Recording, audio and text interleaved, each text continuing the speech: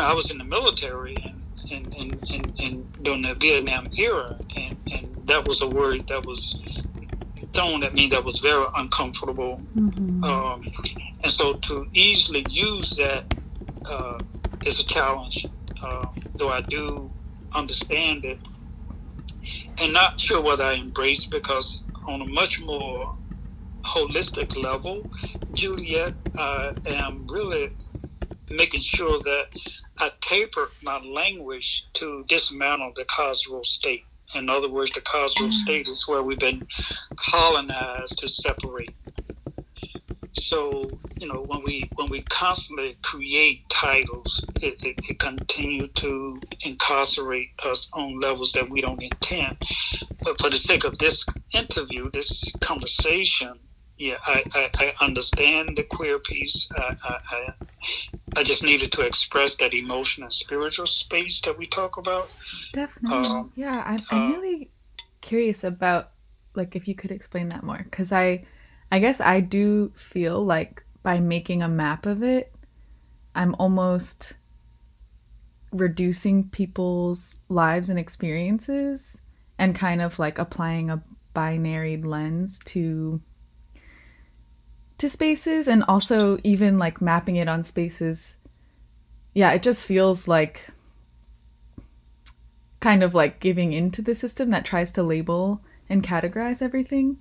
So if you wouldn't mind like explaining a little more that idea of the carceral state.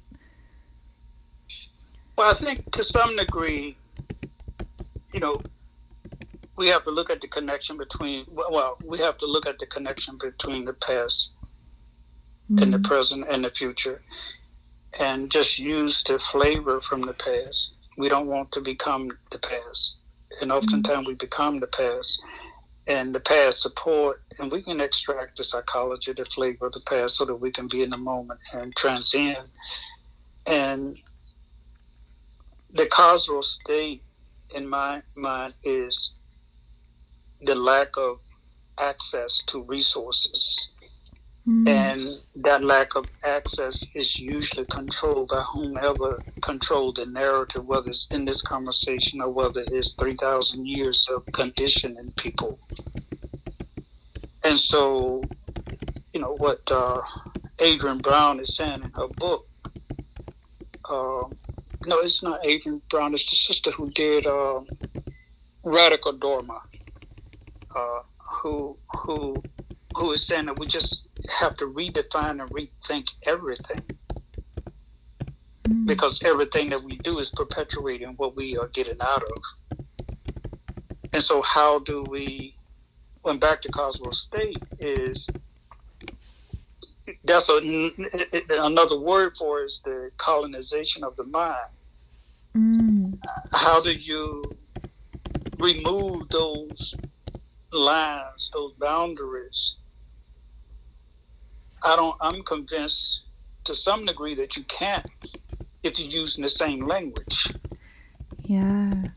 Like So almost as if you're trying to push back against like a cis hetero white patriarchy that like steals land from people, builds prisons, incarcerates other people, and then by me saying, well, what are the queer spaces? It's just using the same tools that ended up creating an oppressive system and it's actually feeding into that same system. Is that kind of what you're saying?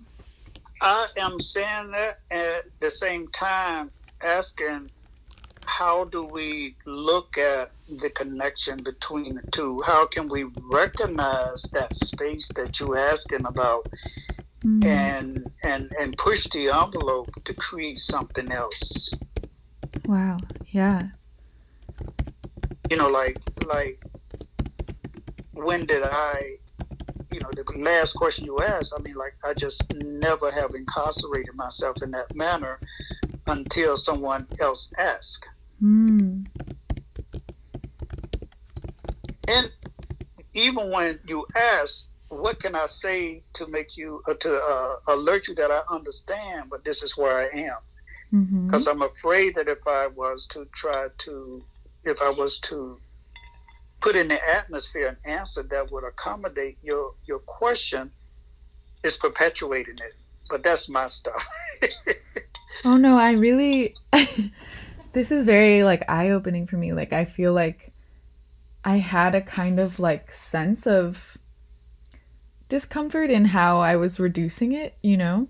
Or like asking people to do this task, which yeah, I don't know. It didn't feel totally authentic or Well, that right there is respectful. authentic. That right there is authentic in terms of you and what you Mm. felt.